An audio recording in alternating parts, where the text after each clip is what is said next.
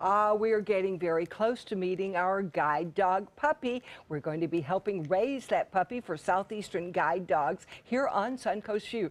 We're so happy that Stephanie and her family are going to be taking it into their home. They're getting their house ready for the puppy's arrival. So today, Southeastern Guide Dogs is here to show us how these puppies can work hard and how we can raise them so they can one day help somebody and make a big difference in somebody's life. Please welcome veteran Morgan Watt and his service dog, Foley, from Southeastern Guide Dogs. Foley is very nervous about this appearance, I can tell.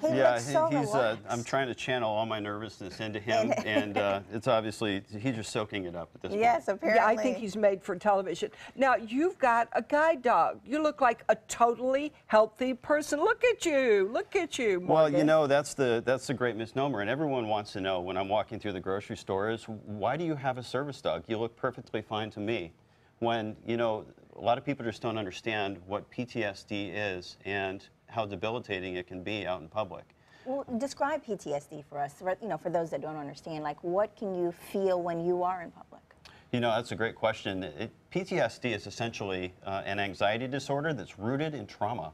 And so there are triggers out there that will take you right back to that trauma. And so, you know, if we look at anxiety being a normal human reaction, and we take that to the extreme where all of a sudden you're completely debilitated, you can't focus on anything, that's really where the dog goes to work. You What know, does he do if you're about to feel that in public? what he does is he creates space in a crowd if I need it, because personal space is really important at that point, because you don't want people, you know, sneaking up behind you, you don't want people, you know, kind of crowding you. So what he does is he creates space in a crowd. He will check around corners to prevent surprises. And he will sit essentially in a reverse heel and tell me when there's people coming up from behind. Amazing. And he can sense all of this without you doing anything. He senses it. He is he actually really goes to work when he feels my anxiety and when he you know. He must think you're not stressed right now. Obviously, I'm not stressed on camera today because he has decided to go off duty for a few minutes and take a little bit of a nap. And he thinks that we are perfectly safe with you, so that's a very good thing. How does he help you at home?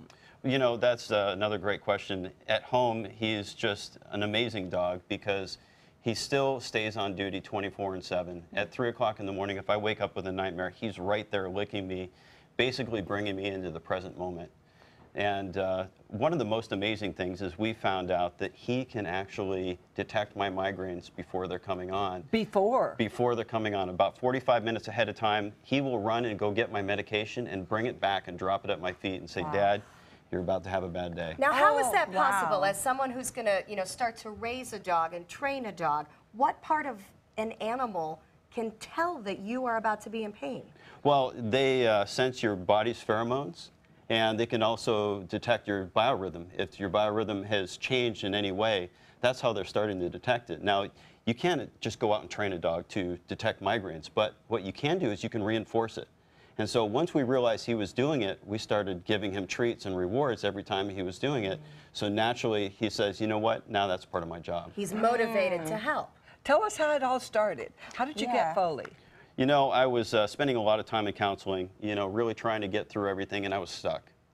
You know, the medication was doing its job, and the talk therapy was, you know, working to an extent. But I was really missing, you know, getting out and being a part of life again and seeing the upside to that.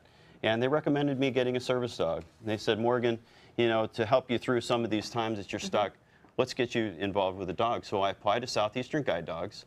And when a dog became available to me, they brought out Foley. And, you know, for me, really, it was almost a coming home right when I got Foley, because in the military, I was military police canine.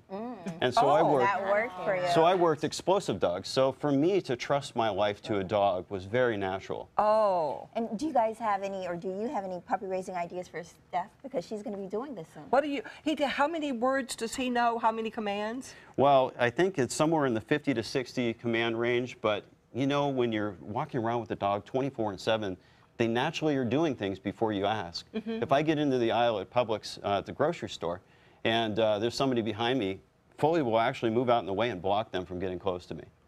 Oh, great. So Well, it's Linda- without even a command. Linda, stop. She needs the tips. So tell me, do you have any tips that Stephanie can use when she's raising our dog? Just consistency and a lot of love for those puppies, because you know, can do really, that. you know, that is the most that these dogs need is really a consistent effort of you know, trying to housebreak them, which is you know, one of the big ones, and to you know, get them to busy on command.